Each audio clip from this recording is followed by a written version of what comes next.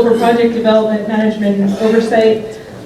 He received his BA in 1983 in soil science, and then a master's from the College of Agriculture, University of Kentucky College of Agriculture. Paul conducts soil and geological investigations for a number of land development uses, including sewage disposal, stormwater management, construction inspection, soil classification, and geological evaluations. And so without further ado, Paul can probably do better in announcing his other expertise than me. Come on up.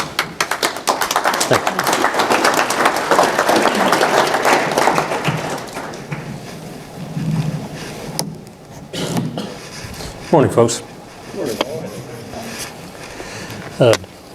As announced, I've got a couple of college degrees. I'm working my way up. My bachelor's was in geology, so I started with rocks, and my master's was in soils, so I'm working my way to the surface.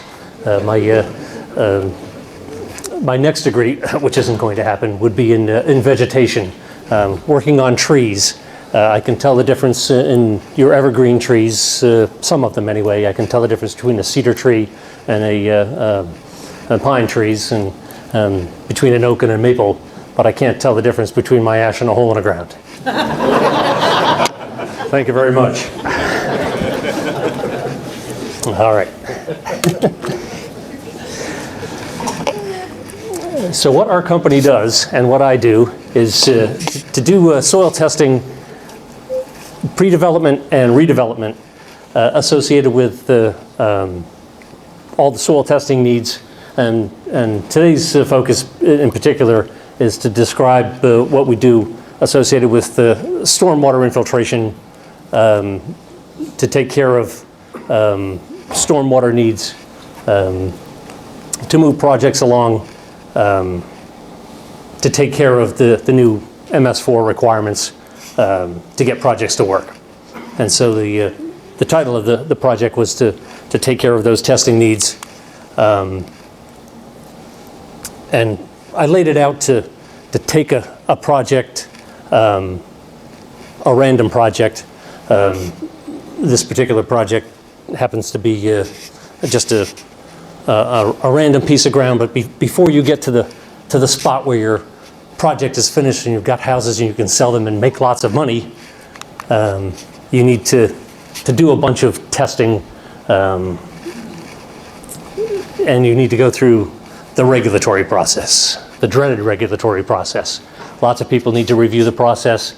You need municipal review, you need state review, conservation district review.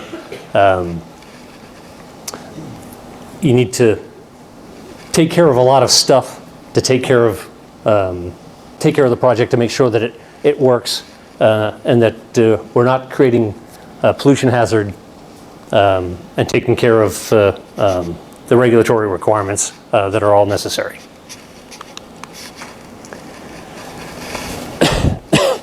Excuse me. So there's the questions that need to be answered are,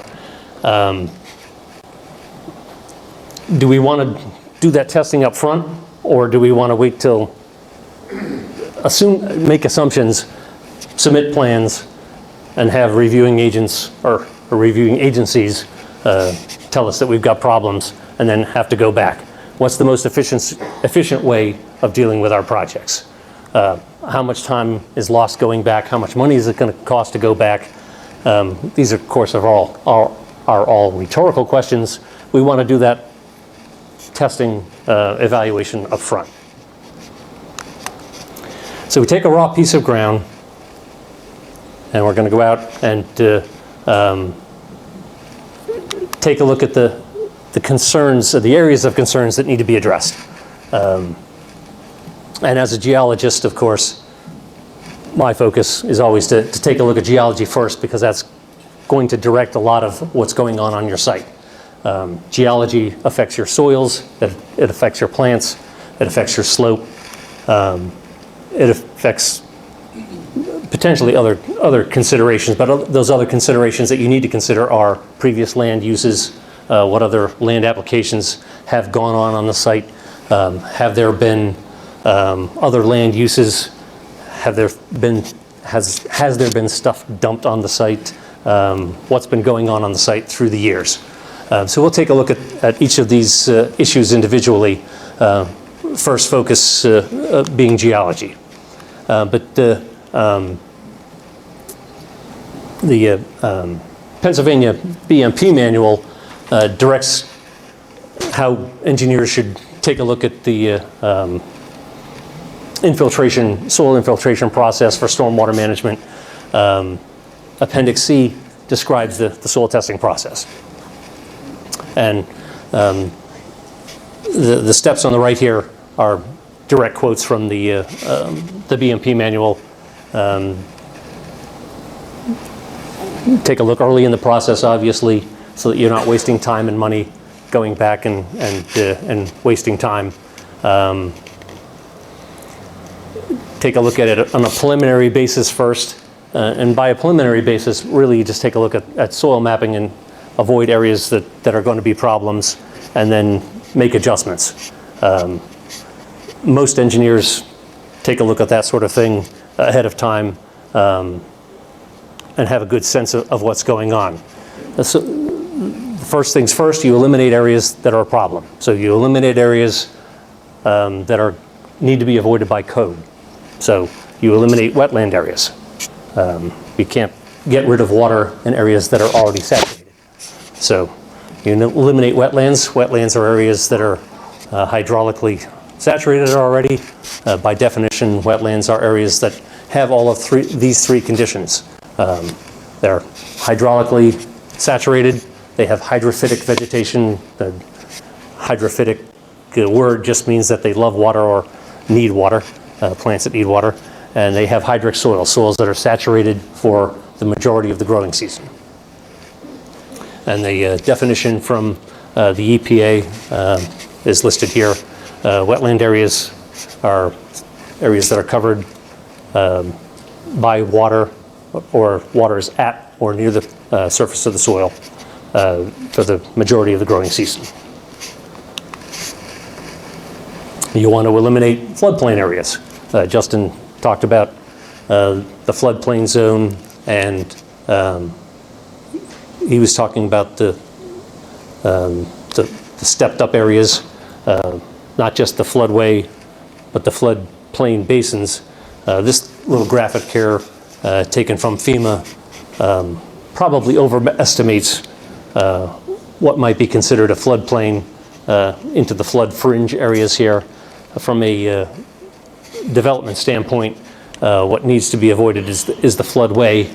Flood fringes tend to drift, and it depends on what size storm we're talking about as to how far that flood fringe drifts into the cosmos. If you start from a 2-year storm to the 50-year storm to the 100-year storm to the, they don't have a million-year storm, but I can imagine that they would develop one if you gave them the opportunity to.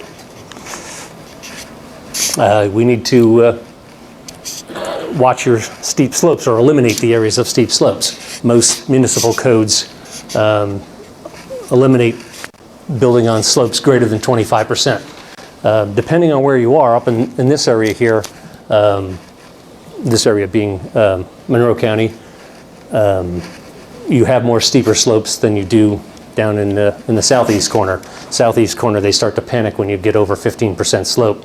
That becomes so steep that you need help walking up the hill. Up here, 15% slope, they smile at you. That's nice. Keep going. We'll stop when it gets to 30. So that depends on the municipal code as to how much of a problem steep slopes are. The problem from a building standpoint, obviously, is to when the slope becomes unstable. From a soil infiltration standpoint, it's where how much runoff you're going to get on the slope, how fast the water is going to run off, and whether the water will actually go into the ground versus runoff. It becomes a fine balance as to where that break takes effect, and to what your soil and geology are, as to whether your soil's sandy or rocky underneath on that steep slope, or whether it's clay. On a steep slope, if it's clay, the water's going to run off a whole lot faster than if it's sandy or rocky. And of course, from a soils and rock standpoint, regardless of sand and rock standpoint, water's going to flow downhill. So you want to watch your slope from a where you're going to put your basin standpoint. You're going to put it at the base of the hill, and then you have that balance of where does your hill turn into wetlands at the bottom of the hill. So that becomes an engineering issue. One of the things that has been a problem for us from a land development standpoint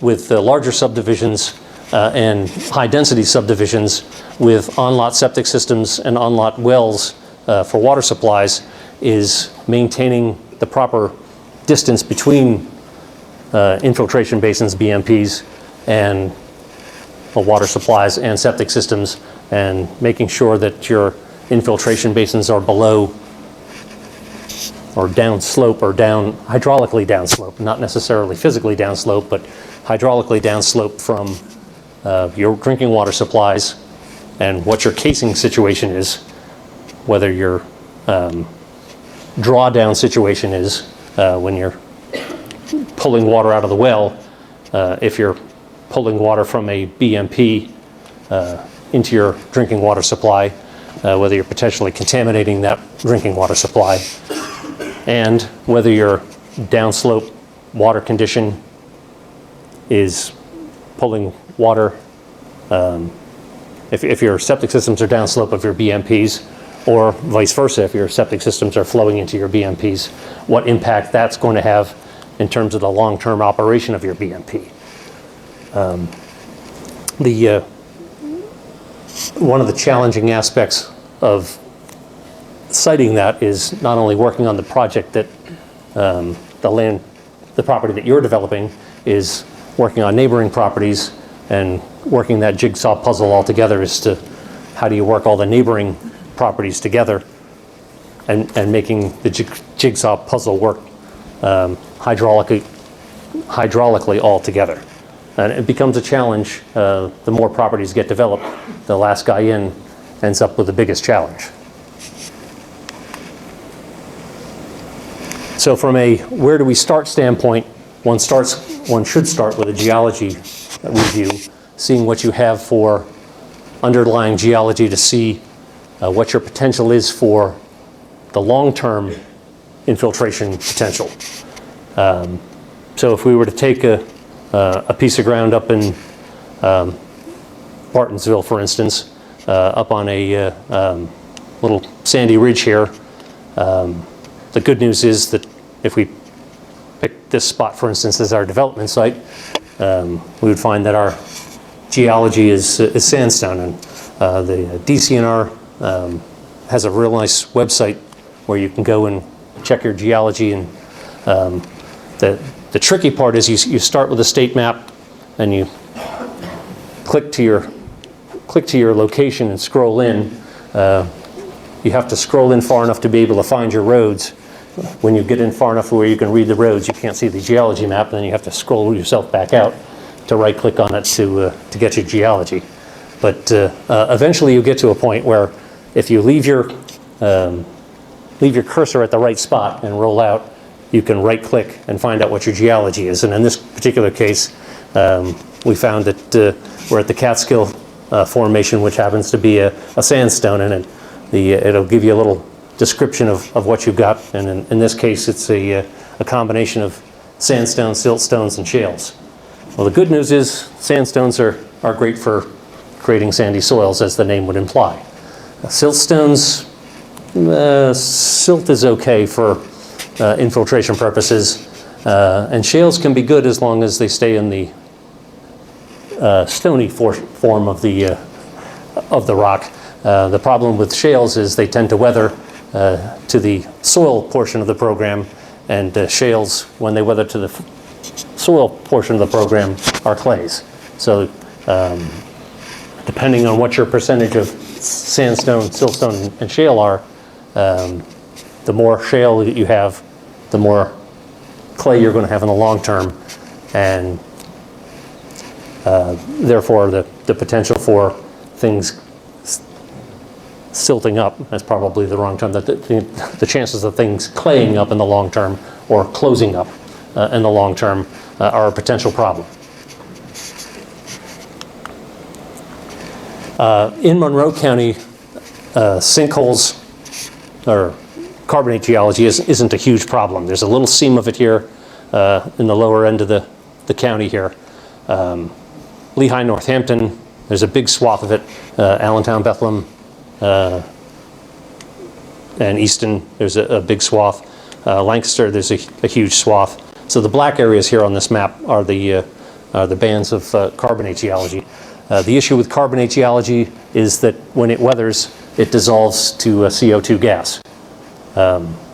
Calcium carbonate, as indicated on the map here, is CaCO3. And if you don't have to have much imagination to do a little math here, if you put some acid to it, you take that CO3 and it turns to CO2. And from a structural standpoint, CO2 is not particularly structurally sound. And what you end up with is sinkholes. And from a structural stability, it's a problem. And from a getting rid of water standpoint is great. You get nice holes in the ground and the water goes away. It goes away a little too fast. So your potential for contamination of groundwater resources is a potential problem. But it can lead to other long-term structural issues. So what we're looking for is we're looking for good soils. What makes a good soil? Deep soils are good. Sandy soils are good. Well-drained soils are good. And most folks in the excavating biz like stone-free soils because they're easier to dig. From a soil scientist standpoint and as a geologist, I happen to like stony soils because rock is our friend. That's an expression that I've used for decades. And the reason that rock is our friend is because rock creates voids in soil, both fine and coarse. And in the northern portions of this state, and as we go north, even more so, freezing and thawing allows rocks to move around, especially near the surface, and allows the soil to adjust every year and create void space and allows water to go down through the soil. And as stormwater infiltration folks, that's what we want the soil to do. We want the soil to clean up the water or at least allow the water to go through it. So that's what we want it to do. Surface stone, we'd rather not have the site covered with a lot of surface stone. Justin was talking about the area that was glaciated. Excuse me, he was talking about Lancaster area where the glaciers hadn't gotten to. The glaciers did come down this far. This is pretty much the terminal end of the glaciers, the end of where the glaciation came to. So we have a lot of glacial debris deposits here, which is good news because they brought a lot of the nice sandy stuff that used to be in Canada and New York and deposited it here. So that was the good news. The bad news is it also, at the end of the glacier, packed a lot of that stuff. And so we ended up with a lot of compacted fragipan soils, or fragipans in the soil, so dense firm zones. So the rocks actually end up being our friend as time goes by. From a geology standpoint, geologists think big in terms of time frame. We think normally as folks 100 years as a pretty long time. And geologists think in terms of tens of thousands of years. The last glaciation period ended about 10,000 years ago. So we're still relatively young soils-wise here. So give the soils another 100,000 years, we'll be in pretty good shape. Of course, that's not going to help us out a whole heck of a lot, but your great-great-great-great-great-great-grandkids are going to have a great time with the soil here. It's going to be great for us. Easier diggable soils are good from a construction standpoint shale's easier to dig than the granitic stuff, the diabase, or even some of the bouldery stuff. But again, rock is our friend.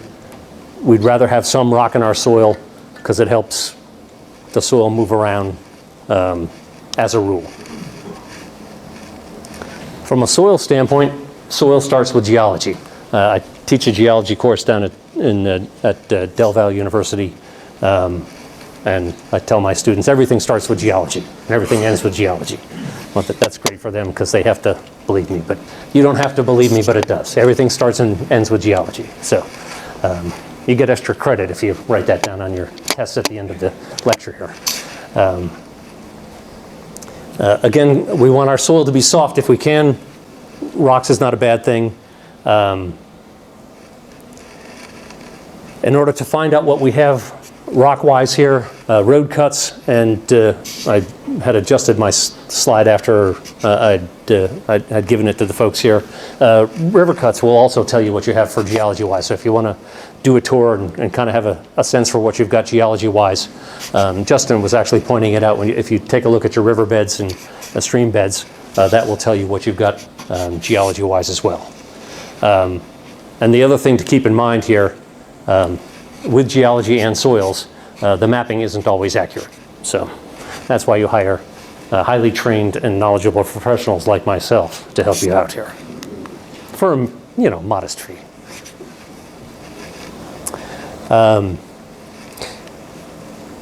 Other clues, come on back here. Ridges are better, higher is drier.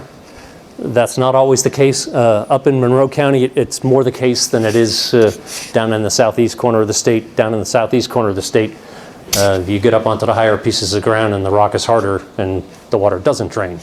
We've got a couple of places in Bucks and Montgomery County with Ridge Road and Upper Ridge Road, and you drive down the ridge roads, and they're nice flat roads, and you look off to the side after it rains and there's puddles in everybody's yards. And I'm on the highest spot in the stinking county here, and there's puddles everywhere. And the reason why it's the high spot in the county is because that's where the hardest rock is, and the rock's not cracked enough and the water's not going anywhere. So you have to get onto the sides of the hill in order to get the water to go away. So it's counterintuitive. Up here, it's a little bit more higher is drier, holds a little bit truer to the actual fact. Wetlands in the bottom of the hill, that pretty much holds true everywhere because water does flow downhill. It's with our particular site here that I had mapped here, we've got wet areas to the west, wet areas to the south. We've got our little blue areas here are ponds.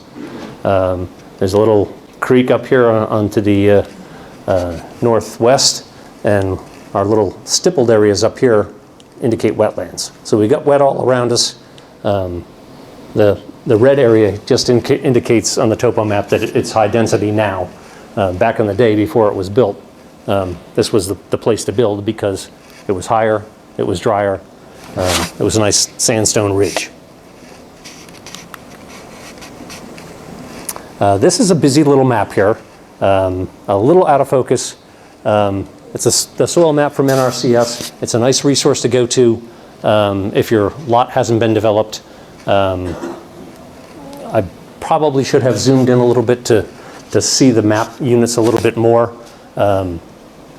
What the mapping over here on the left tells you is that these are the different units that are over here in the box, and we're gonna focus on a couple of the units here. It tells you what the percentage inside the box that I created here is of each of the units, and then when you go to that box within the units, it will tell you that the Wellsboro, for instance, was 40% of the area, and Aconcagua, Lackawanna was 33%, and so the Wellsboro is moderately well, Aconcagua well drained. So we've got pretty well drained soils here, but the Chippewa, which was only 80% or 8% rather, is poorly drained.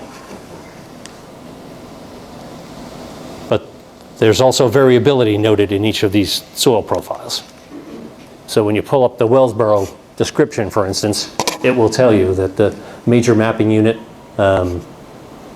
is 80% accurate. So it maps a big acreage of Wellsboro, and it says, yeah, here's your Wellsboro mapping unit. You go, great, I've got 14 acres of Wellsboro, and then you look at it and it says, yeah, well, 80% of that's Wellsboro, and 20% of it's other stuff.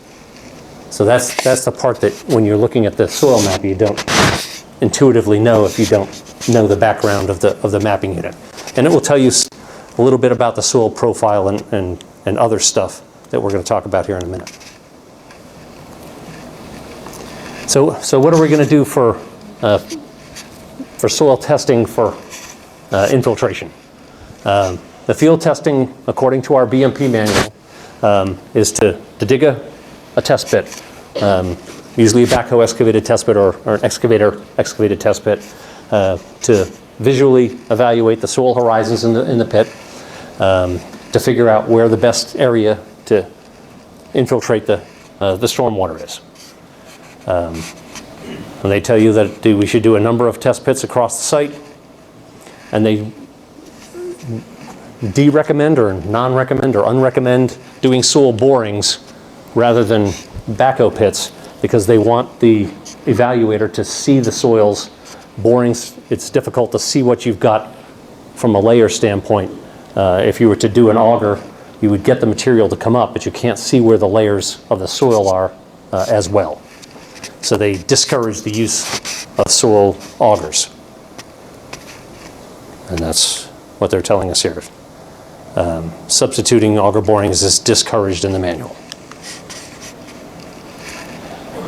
And so we're going to describe our soils, and here's the contrast between rock is our friend and a nice, smooth, diggable test pit.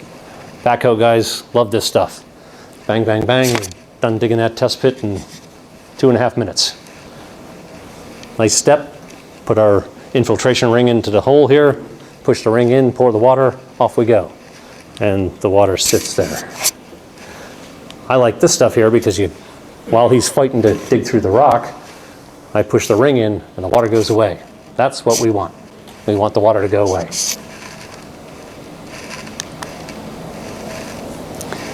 So my job, and this will come into your report for a nominal fee, of course, is we're going to describe our soils, the soil layers, the ABCs of soil, and we'll talk about that briefly. The soil textures, the sand, silt, and clay content, the colors of the soils, including the redox features, the indication of the soil drainage, and the depth to our limiting conditions. And there's basically 3 limiting conditions: water, rock, and restricted drainage. Some folks are concerned about the observance of pores and root depths, and unless there's significant void space in the soil profile, the amount of pores and roots really aren't that significant in terms of water movement through soil. They will fill up with water very quickly and to stabilize to get your rate to a very normal rate, and I say normal, a stable rate very quickly. This hard pan is that 3rd limiting zone. So the 3 limiting zones are water, bedrock, and limiting drainage. And then the geologist in me tells you the strike and the dip of the horizons, if the bedding happens to be pushing in one direction or not. Water is going to flow in the direction of if all the rocks are pointed in one direction or another. So if there's a significant pointing of the rocks in one direction or another, that should be noted. So that back in the old days,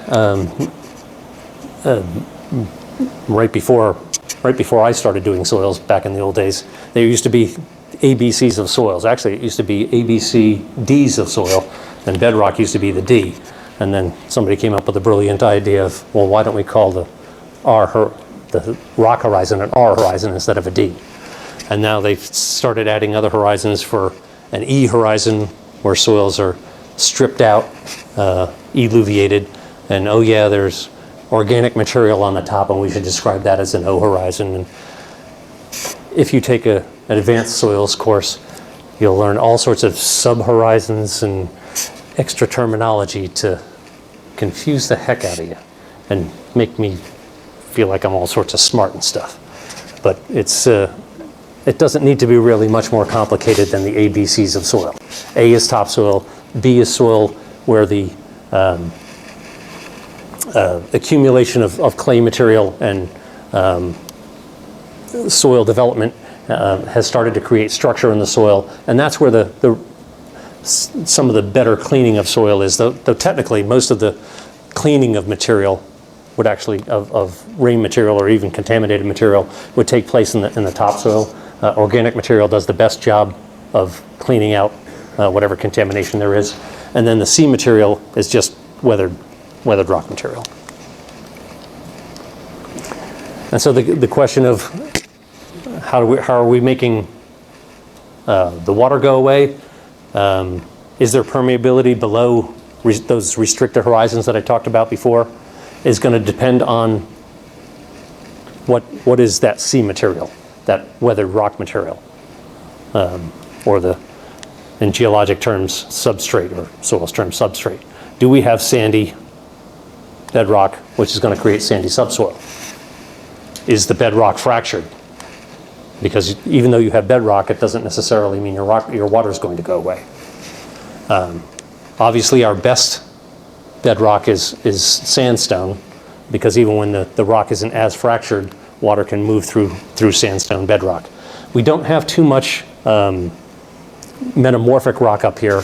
When you get down into the Philadelphia area, they've got metamorphic rock. It's called gneiss. It's the GNEISS rock, but it weathers to a nice sandy material, and water goes away at 10, 20 inches an hour.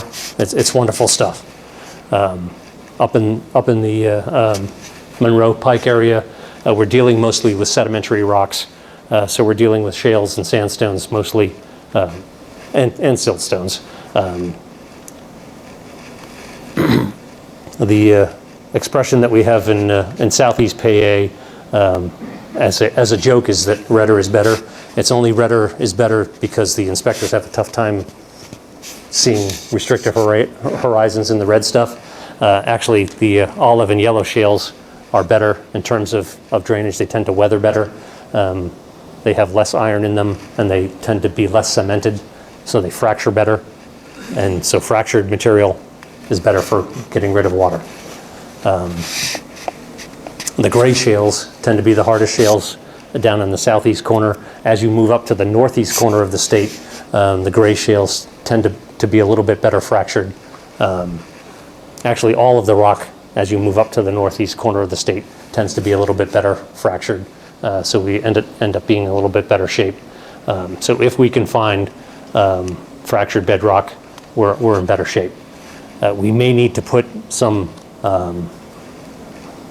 extra material in, either sand material or organic material in, to slow our rates down actually up in the northeast corner here if our infiltration rates are too fast. But one of the keys that we're looking for when we're doing that testing is to define no groundwater. We need to stay 2 feet above 2 feet above water. And I talked just briefly a minute ago about the fractured rock versus consolidated rock. Water will move through the fractured rock. Sometimes it moves too quickly, and if that's the case, we need to put in some sort of buffer material to slow that material down so that it doesn't potentially contaminate drinking water supply. The shales and slates tend to fracture better even than sandstones, but water moves through the sandstone bedrock more uniformly than it will through the shales. It moves better through the fractures in the shales, but it moves better through the sandstones uniformly. Water does not move at any significant rate through consolidated materials. My editorial notes here are italicized, so when you see the italicized notes here, that's me commenting as opposed to the notes from the BMP manual. So I have seen water move through sandy bedrock on a consistent basis, as much as a quarter of an inch an hour through consolidated bedrock. So that does happen. So how much testing should be done? These are the three tick marks in the BMP manual.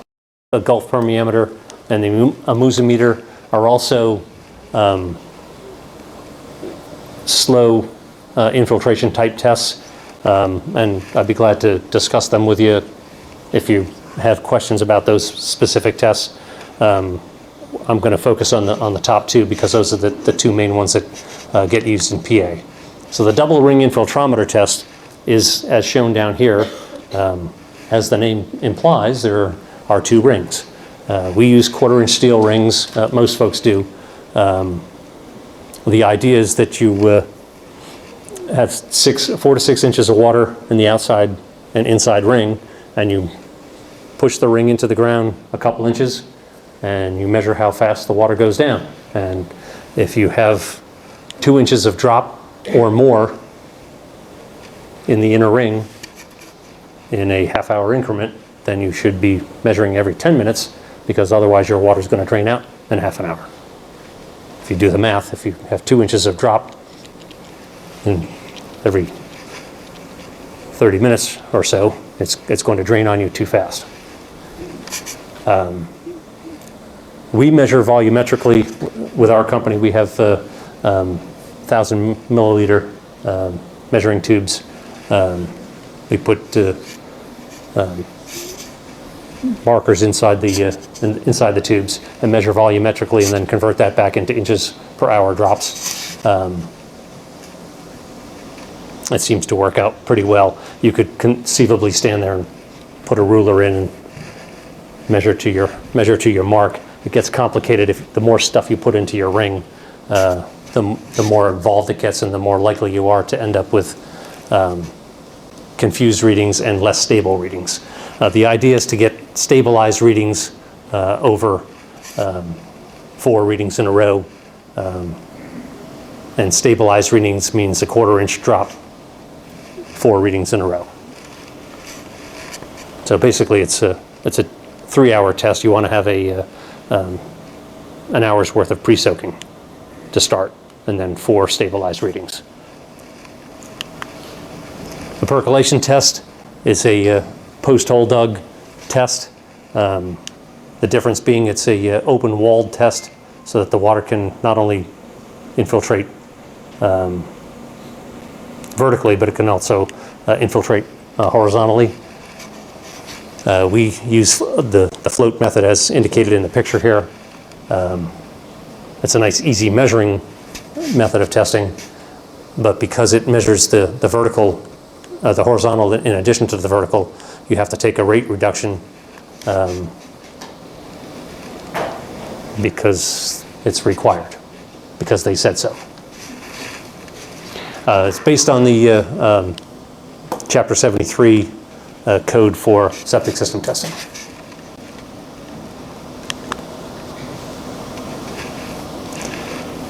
Some of the site constraints I mentioned before.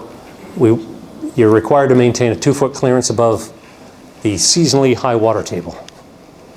And this is one of my least favorite terms in the world, seasonally high water table. And we'll talk about seasonally high water table in a minute. The question, we want to stay above fractured rock, groundwater that's observed. So the question is, and again, italicized is my editorial notes here, seasonal high water table language should be removed, and it should just say above groundwater, observed groundwater. Because in late fall, you can see the groundwater.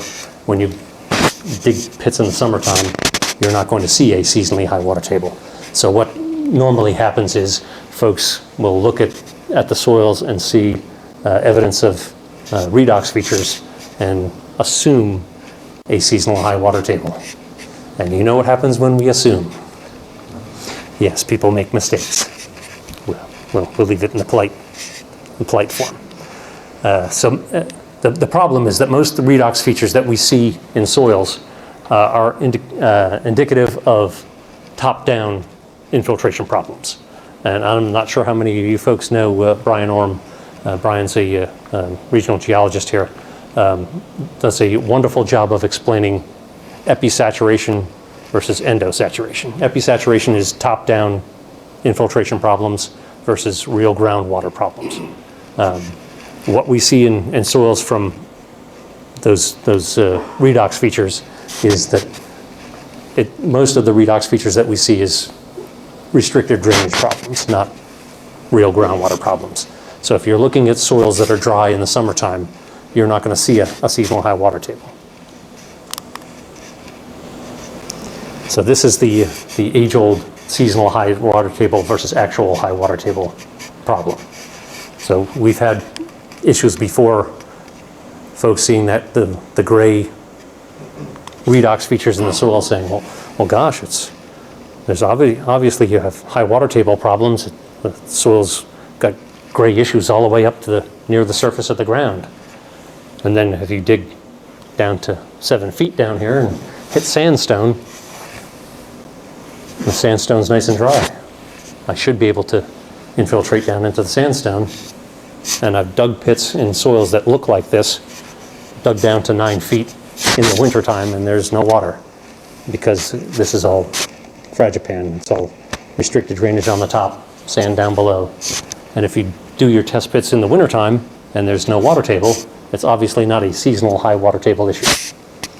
And if you can do pits, you can see, I don't know if you can tell that this is in the summertime, but this is, I wouldn't say dead of summer, but it's these are late June test pits, and you can see that there's a water table issue here.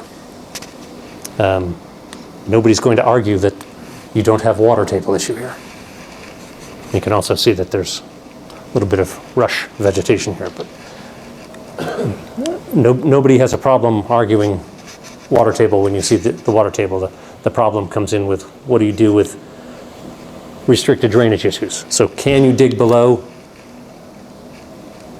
that water table issue? And the answer is you should dig below restricted drainage. Otherwise you're going to put stormwater on top of a restricted drainage, and then the water's just going to run off. The other issue is staying 2 feet over bedrock to assure adequate nutrient or pollutant removal.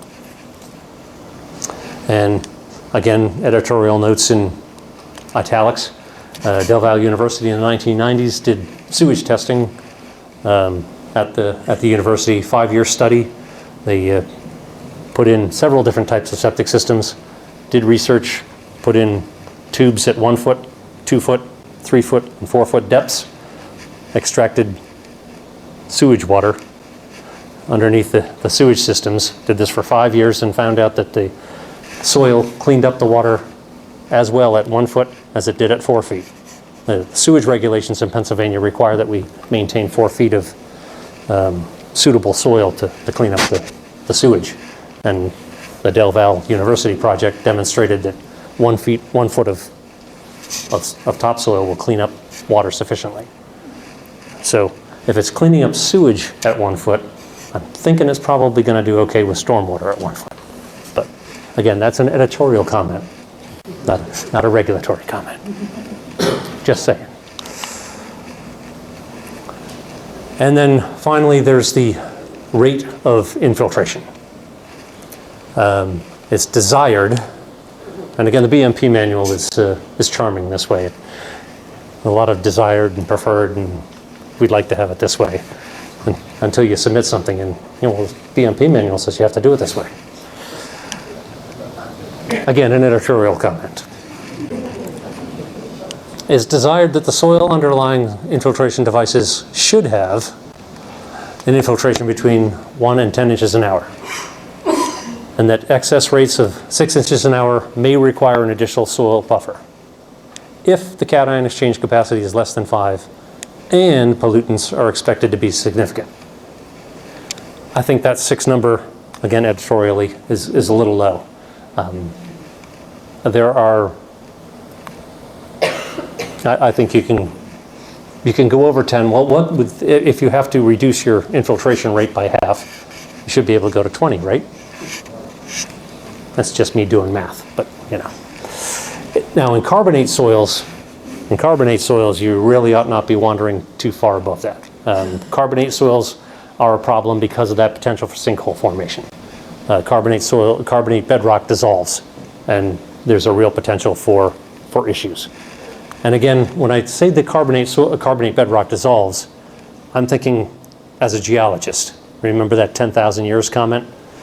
Carbonate bedrock dissolves in 10,000 years. So we're not likely to see sinkholes form from dissolution occurring in our lifetime. However, it's been raining for more than 10,000 years. So there's stuff that's on the verge of sinkhole formation that when we start putting stormwater on, that is likely to have a sinkhole form in the near future.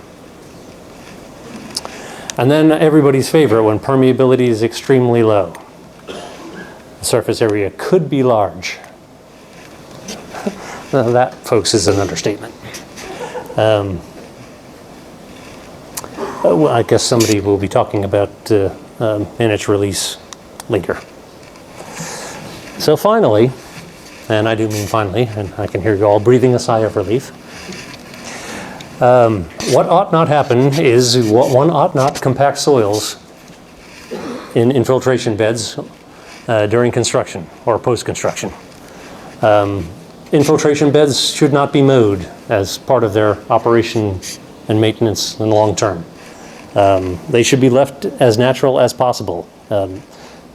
Again, getting back to sort of what Justin was talking about with the stream bed going back in and adjusting. The same should be said for infiltration beds. They should be left alone. They should be allowed to be naturalized. They also should have a forebay to catch sediment, so that infiltration beds should only be infiltrating water and not trying to infiltrate sediment. It's key to catch sediment during construction and to keep sediment out of infiltration areas until the very, to not construct your infiltration beds until the very last thing as part of your total construction process.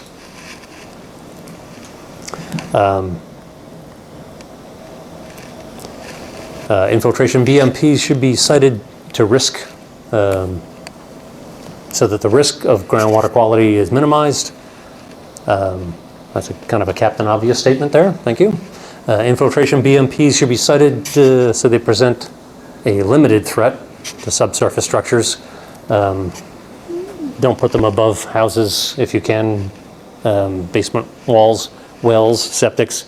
Other utilities. We have a site in one of our recent septic testing areas where the site's immediately upslope of an old buried AT&T site, or AT&T right-of-way, where there's a buried line that went in the 70s, and they've abandoned the line, but they probably buried the line and have at least 2B crushed stone, or maybe even something a little bit bigger. But I know what's going to happen. They're going to go and they're going to put their BMP in there, and the BMP is water's going to go into the BMP and wander over into the AT&T right away, and see ya. So be careful of your utility lines, gas lines, other buried utilities. And in keeping with the first comment there, protect infiltration areas until everything's stabilized, and don't put them in until last.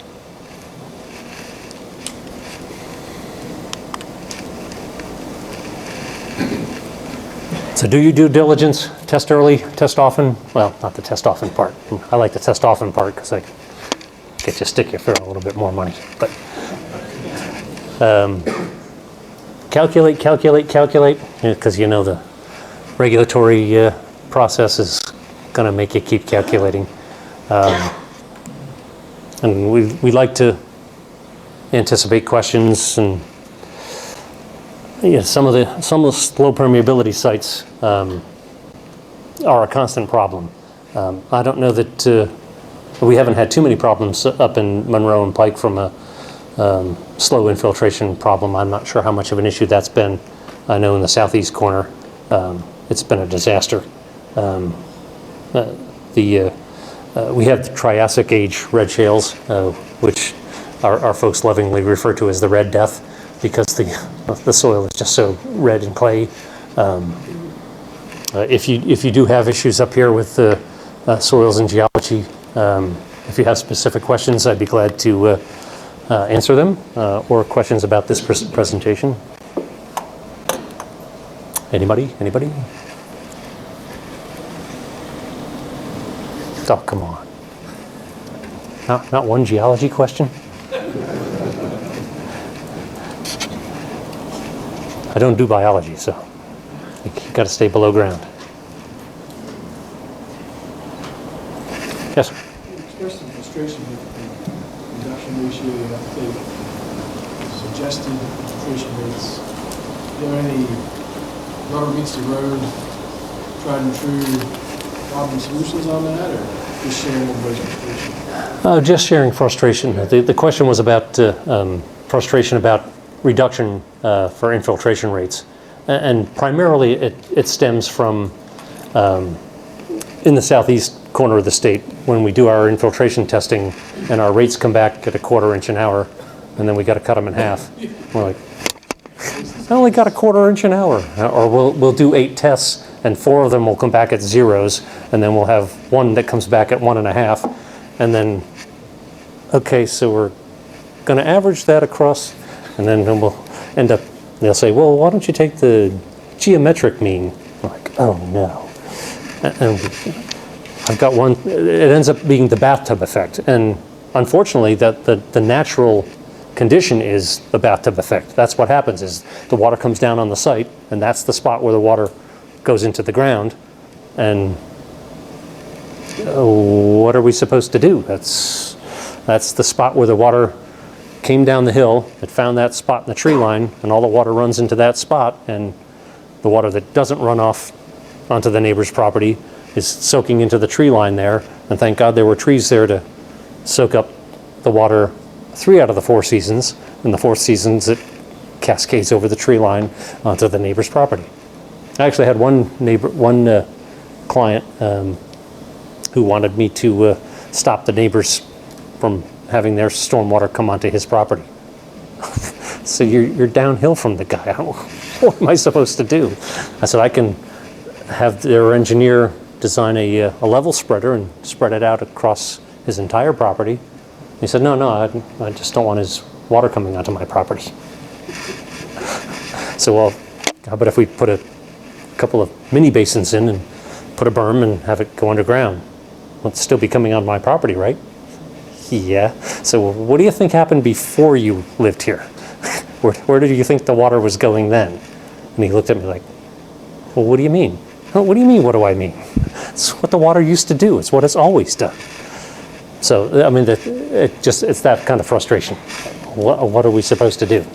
So there's a limit to some solutions. Yes? Well, is there a quick and dirty way to evaluate a site without going through, when my client is looking at a property to purchase it for development, is there some way that you can tell him quick and dirty that these are the types of soils that your engineer is going to have to deal with? Or are we just faced with going through the whole work process? The question was, is there a quick way to tell somebody up front what they're looking at infiltration-wise? The quick answer is I can give them bad news right away. It may be the case that we can find something that will work. More often than not, from a mapping standpoint, sites are mapped more to the negative. They're more mapped as being less well drained than they are in real life. It's more likely that we can find a spot or two that will infiltrate. But as a rule, mapping isn't horribly mismapped. The challenge is that from a regulatory standpoint, were I the regulator, and I was a regulator with the Bucks County Health Department many years ago, I didn't trust the mapping as a regulator, and I don't trust it anymore as a consultant. There's not a I can give general perception and accuracy to their kind of mapping units, an 80% kind of number, but I don't know that regulators are going to accept that as an answer to the problem either. The challenge is the slow release on sites that we do the testing and we come up with limited infiltration on sites that basically are almost no infiltration pre-development. So are we increasing development by, are we decreasing infiltration by developing if there was no infiltration before we developed? That's the question that needs to be answered, and how do we solve that problem? A lot of stony soils in the Poconos. If you're having trouble seeding your double ring infiltrometer, is that when it's okay to use the perk test? Yeah, that's probably the best time to use that option. Yeah, the stoniness is a problem with the double rings. That's the biggest challenge on with double rings is the rockiness. We've gone to the smaller rings, so we use 10-inch outside diameter and 6-inch inside diameter, but even that can be a challenge with some of the real channery soils. Yes, sir. How about a single tube sealed with bentonite? Yeah, that's one of the other options. That the third one on the list was the Maryland method, is to use a single ring. Yep. But you have to make a calculation adjustment because what the outer ring does, it creates a wetting surface and reduces creates a wetting front and therefore reduces the infiltration rate. So you'd probably end up with that same Elric Reynolds reduction rate that you would use for. It probably wouldn't be the same number that you would use for the perk test. I'd have to double check on that, but I could probably get you a number for that. But I'm sure there would be a reduction factor that you would have to use.